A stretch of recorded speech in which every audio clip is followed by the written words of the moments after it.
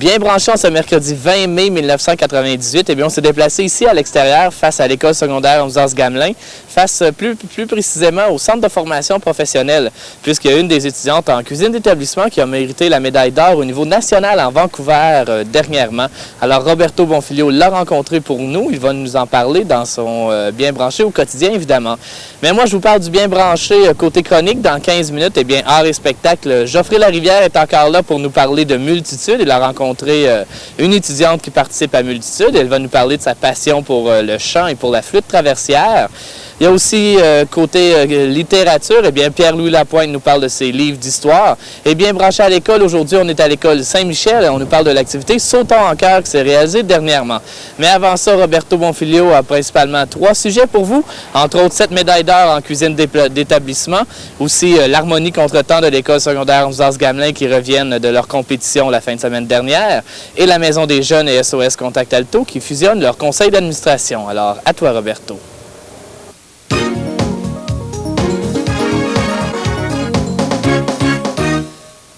Pour débuter ce Bien branché info, j'ai à ma compagnie M. Gaétan Tessier, qui est formateur pour le métier de bouche au niveau de la cuisine d'établissement au relais de la Lièvre. Et il est en compagnie, bien sûr, d'Isabelle Caron, qui est récipiendaire de la médaille d'or, s'il vous plaît, du concours des Olympiades de la formation professionnelle qui se tient en fin de semaine à Vancouver. Donc, on peut voir qu'ici, au relais de la Lièvre, comme nouvelle commission scolaire et au cœur de vallée, on se trouve à avoir une très bonne école de formation pour le métier de bouche. On a une très bonne formation. On donne quand même 4 niveaux de métier, formation en service de table, en cuisine d'établissement, pâtisserie et boucherie.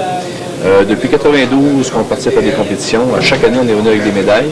Donc, évidemment, cette année, avec Isabelle, on a été chercher la médaille la plus haute au Canada. Donc, on a devant nous, puis c'est fier pour le centre, la meilleure compétitrice en cuisine au niveau du Canada. Donc, je pense que c'est des belles preuves de ce qu'on est capable de faire, même dans une région. Je me rappelle, quand j'ai commencé en 1992 en compétition, Buckingham, c'était un endroit qui était inconnu au niveau des autres commissions scolaires. Mais maintenant, on crée des mots de tête aux autres compétiteurs. Oui, ça le semble, surtout qu'avec, si on peut dire, la même préparation, le même menu à préparer ou à peu près, tu avais remporté le bronze au niveau du Québec, ce qui t'a donné donc, le billet pour aller à Vancouver, et c'est là que tu as remporté l'or. Ça a été quoi la différence au niveau de peut-être la compétition là, qui donnait l'écart dans le résultat, si l'on veut? Bien, l'écart dans le résultat aux compétitions canadiennes était très mince quand même. C'est très subjectif. Le métier de cuisine, c'est très subjectif. L'écart était mince. C'est sûr que la compétition était un peu plus relevée au niveau canadien, dans le sens que au niveau de Montréal, la compétition était sur 2 jours. La première journée, c'était un menu imposé. La deuxième journée, c'était un menu composé à partir d'ingrédients mystères. Ce qu'on a fait à Vancouver, c'était la même chose. On a mis 4 services pour 2 personnes, un bac mystère. Donc, je ne sais pas ce qu'on avait. On a essayé de faire des devinettes. On a essayé de prévoir un menu qui serait versatile, qu'on pourrait appliquer. Et puis, on avait 5 heures pour réaliser le menu. Donc, Isabelle avait 5 heures, incluant son ménage. Tout devait être nettoyé, fini, bouclé dans 5 heures. Je vous dis, c'est pas long. Réaliser 4 services avec beaucoup de décorations, de choses comme ça. Et puis, ce qui a fait la différence aussi, c'est que entre les compétitions qu'on a faites à Québec et celles qu'on a faites à Vancouver, on a passé beaucoup de temps en pratique, en préparation. Même la veille des compétitions, on était 24 heures debout à se préparer, à faire notre plan de match et tout ça. Donc, c'est beaucoup de travail, beaucoup de préparation. Autant pour le formateur que pour l'élève, est-ce que je peux voir? Oui.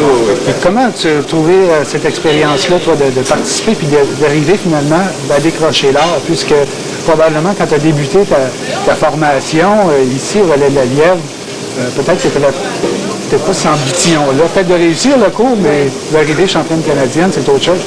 Bien, moi, j'ai pris premièrement le cours parce que, bon, je voulais avoir des papiers, comme on dit, le diplôme comme tel. Mais là, je me suis embarquée là-dedans.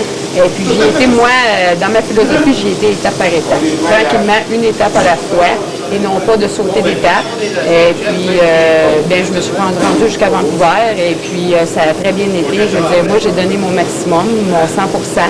Puis c'est ça qu'il faut faire, je pense. De jamais lâcher, c'est très important. Avoir un bon formateur aussi, ça aide énormément. Et puis, c'est ça. Là. Maintenant, je pense que En principe, là, peut-être qu'on ne connaît pas tes notes, mais tu devrais en principe graduer là, bientôt. Là. Alors, c'est quoi tes ambitions maintenant?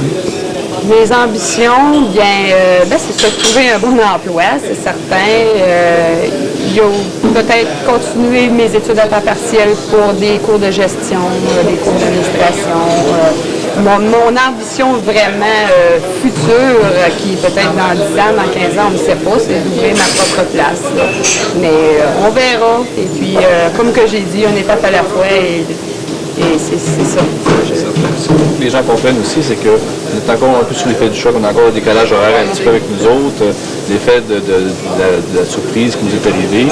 Même Isabelle est arrivée tantôt, puis j'ai dit, il y a plein de choses qui se déroulent encore. On a des bourses qui s'en viennent, possibilité d'un stage en Europe. Isabelle va même aller travailler avec l'équipe culinaire junior qui s'en va à Berlin.